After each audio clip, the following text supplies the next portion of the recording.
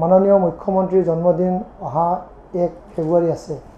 এই ফেব্ৰুৱাৰীৰ 1 ফেব্ৰুৱাৰীৰ লগত আমি বিভিন্ন ধৰণৰ এক স্বচ্ছতা অভিযান আমি কৰাৰ কাৰণে ব্যৱস্থা গ্ৰহণ কৰিছোঁ। বিশেষভাৱে এটা শিবিৰ আমি স্বচ্ছতা অভিযান কৰা বুলি ভাবিছোঁ।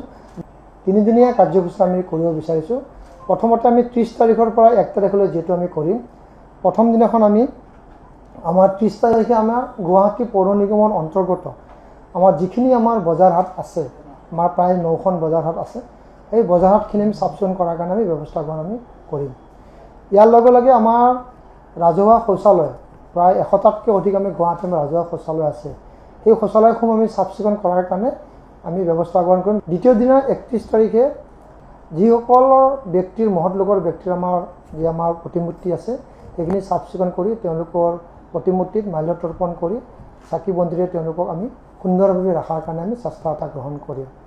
ইয়াৰ লগে লগে আমাৰ 1 তাৰিখে আছে 1 তাৰিখে আমাৰ যেহেতু জন্মদিন তেখেতৰ, সেই জন্মদিনৰ লগত সংগতি ৰাখি আমি ধৰ্মীয় অনুষ্ঠান, নামঘৰ, মন্দিৰ, এই ধৰ্মীয়